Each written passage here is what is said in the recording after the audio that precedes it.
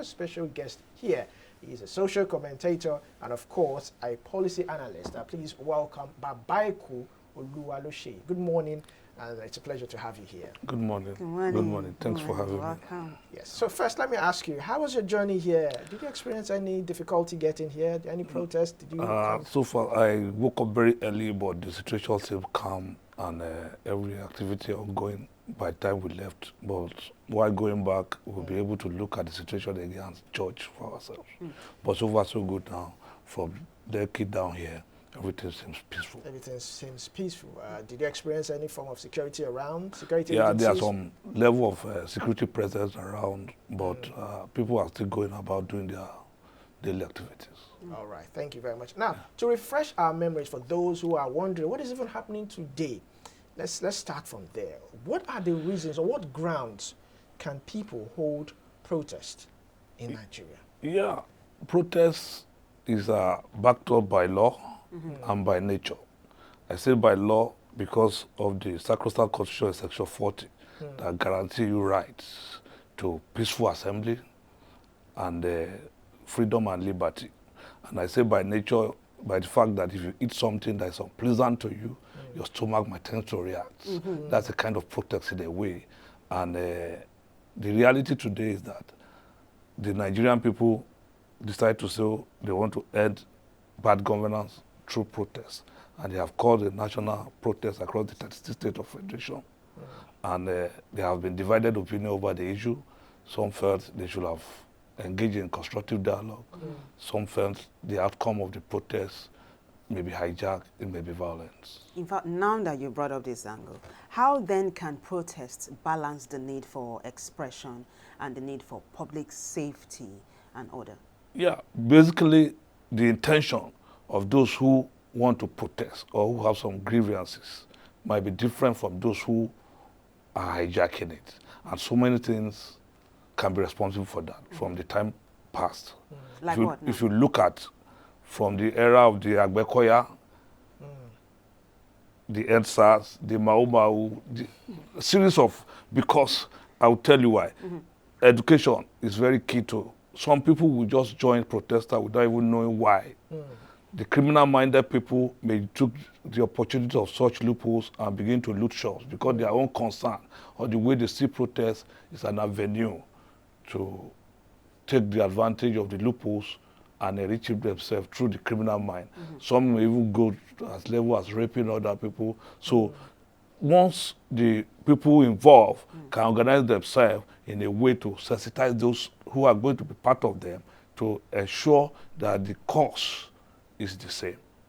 Because it's about fighting for interest, but at the same time, interests are not the same. For somebody hungry and somebody who is homeless, the agitations are not quite the same. All right, thank you very much. Now, you mentioned, you took us back a bit into history by mentioning Agbekos. Let's add Occupy Lagos to that. Now, looking at all these protests, I think let's even go as far back as Babangida, Abacha. What similarities, differences have you seen in all these protests? And has there been any improvement as to getting our demands or getting demands from the government? Yeah, there have been improvement over the years. The reality is that demands keep changing because the human needs are insatiable. But the reality today, the agitation against the military era was to return us back to democracy. Kudos to those who have given their life for the sacrifice and the peace we enjoy today. But today, we are in a democratic government and about 25 years of uninterrupted democracy, and demands have been changing. For example, while at the university, our agitation over the years has been autonomy to the University Governing Council, which I think is in place now. So, but the reality today is that they have about 12 agitations now to end the bad governance, which is to increase minimum wage to about 300,000, to review, I think, investigate 355 billion on the electoral and return subsidy and all that. So we must be objective as a nation, in line with where we are coming from, where we are, and the projection of where we are going. What do we have on ground? Can we afford to pay 300? Because as we speak, the recently implemented 70,000 minimum wage Yes. will still cause so many issues across the 36 states of the Federation. Yeah. Because as we speak, the current economic growth is about 3.1%, and other private sector are finding it difficult to even sustain Yes. because of the level of the inflation and the borrowing rate, which is to control inflation. Today we have about 26 point something percent in borrowing, in lending rate. No business can survive under that kind of. So the issue is that we must come together as a nation, because the project Nigeria is a collective one, to holistically look at the issues. What are the issues? What are the challenges? No doubt there's hunger in the land. It's a reality on all of us. But we can begin to look, okay, coming from this aspect of the minimum wage, what can it affect? What life? So the state government as a whole must help to complement the effort of the federal government, while the local government, as the third tier of government too, must help to complement the state government. So we must be all inclusive and all involving to ensure that we address all the issues affecting us as a nation. Because nobody will come to change the narrative for us. Nigerians will build themselves to come together and form a formidable force and get it right. Fantastic. I like what you just said. Nigerians are the best people to tell their own stories. Yeah. Now, one of the things on the national dailies, one of the headlines is that the protesters and the police are disagreeing on the modus operandi of this protest. Protesters are saying there must be street processions. The police is saying no, it must be confined so that we can take care of the people protesting. Now, well, this is my question now. What are the key principles and challenges of peacekeeping operations? How can they be improved too? Yeah, because the challenges of peacekeeping is global. You look at the complexity surrounding it. The NGOs, the law on human rights, religious, culture, and other factors inclusive. The complexity around it is that, look, we must come to a round table, because after the war, we'll still come to discuss. So it's always advisable to go for the talk rather than the war. So the challenges now is that, firstly, the religious aspect. Some people who find other people involved from other religious groups might not find it comfortable to sit down at that table to discuss it. Two, the cultural aspect. Some culture today does not give regards to women. That's a good one there.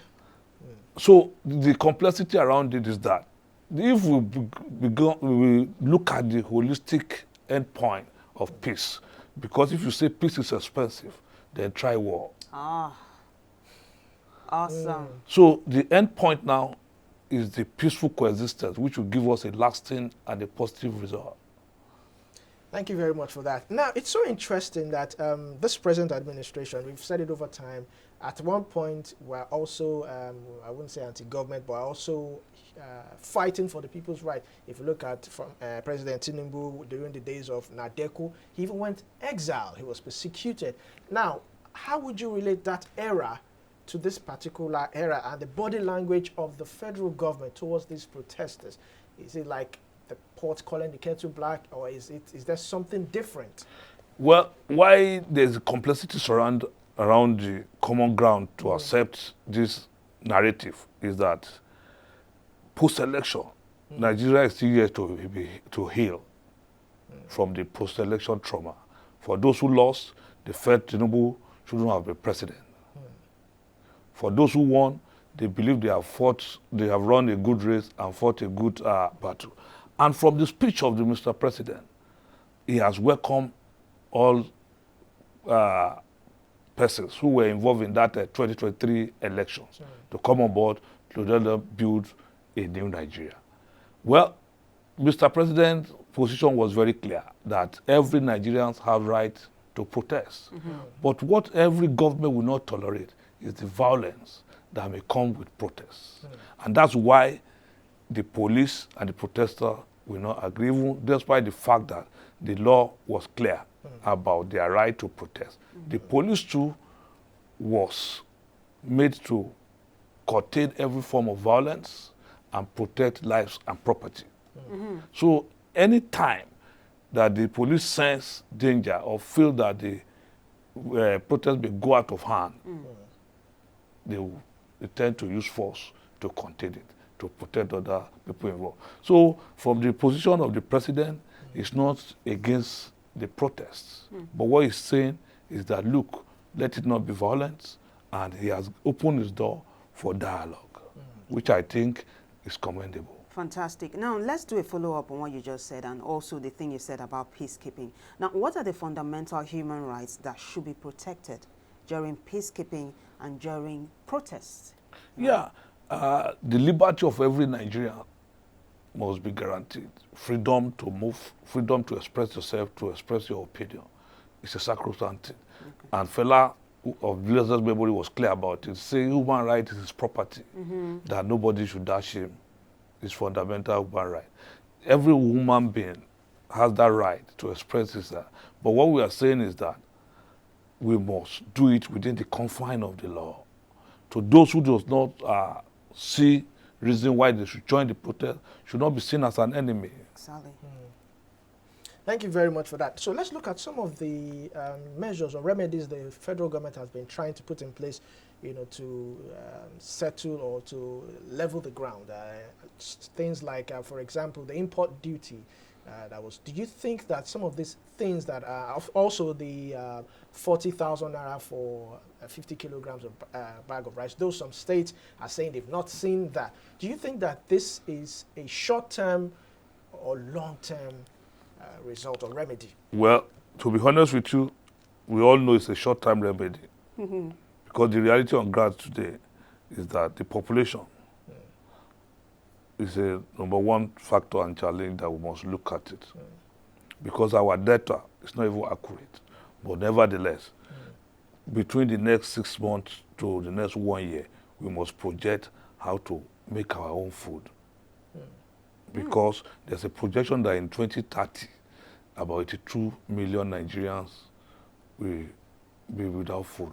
82. Wow. So there's a today about the 2023 hunger index shows that Nigeria is in number 109 out of 125 countries. So we have a long way to go. But these temporary measures are quite commendable, but we must begin to look at how to address the issue of food security. Absolutely. Do you think importation, opening the borders, is a solution or temporary? Or it's permanent? a temporary measure. But our fear now is that most criminal-minded capitalists in coast may hijack that process because they have the money to buy the goods and still sell it at the high rate. So they buy and hoard. So we must take measures of what you can buy because waiving those import duties is at the detriment of the nation. For example, and at a crucial point in time where Nigeria needs revenue. What about those exporting? I mean, custom intercepted bags of rice, at some point. Yeah, because how can we solve that? we don't even have enough, so we cannot be exporting food. Nigeria is importing a lot of food for consumption. So what we are exporting now is what is giving us a little, because with this Dangote refinery now, at least the export index is rising. And we feel with stability and political solution to the ongoing crisis, we'll still accrue more revenue from export. Well, let's switch gears a little bit. In this age of doctored videos, fake news, I want us to talk about the role of social media. Now, this segment is solution-based. As Nigerians gear up for the protest, what would be your advice to people as regards the use of social media and the content they get from the internet? Because the prospect and the negative outcome that may come with this protest relies so largely on the social media. The issue of fake news will be a major challenge. For example, if somebody from Inewi decided to post an old video, unverified video about killings, it will be a spontaneous reaction across the nation. Once they just get that information that somebody was killed, a protester was killed in the Inewi, somebody in Sokoto will begin to burn house without verifying. So the media have a big role to play we must verify those information to ensure that those information are true. We must ensure that we use every legal means available to drive our demand, because it's a very fragile nation, and we must ensure that nothing threatens our peace and unity, because there's no alternative to our unity. Very well said. All right, just before we go, I'd like to also ask, what do our local community leaders, stakeholders, what role do they have to play in peacekeeping protests? Yeah, they have a big role to play, because Nigeria, we practice both the federal system, the state and the local government. The reality is that most of us has been agitating for the constitutional role for the traditional rulers, because they are the one at home. The moment you elect your representative, they are in Abuja. They hardly come home except there's next election. But the traditional rulers, they are the custodian of culture and traditions. You hardly go to the palace without finding the presence of, whether he's around or not.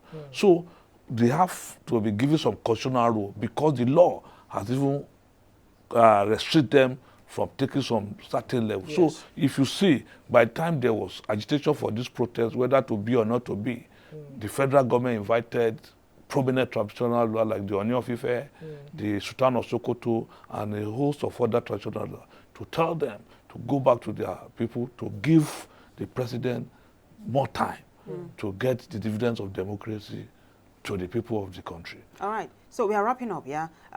Just 2 seconds, or 2 minutes, I beg your pardon. So that this protest is not just a pointless venture, what do you expect to see in the aftermath after this protest? Or what are your expectations? In 1 minute, please. Well, I believe we should rather organize than agonize. The reality on ground today is that they should see reason to dialogue with the federal government, because he has opened the door. They should choose coordinators across the 36 states, meaning they can have 36 representatives, make their demand presentable to the government, and see how the government can address it. Because it is better to jojo than to war. Thank you very much. I agree. Quite interesting one here. And just like you said, the president has opened the door to dialogue, and so we do hope that these organizers of the protesters, they will take hold of that opportunity. Once again, thank you very much for gracing this Thank you very program. much. We do hope that we'll hear from you again. Thank you very much. Yeah.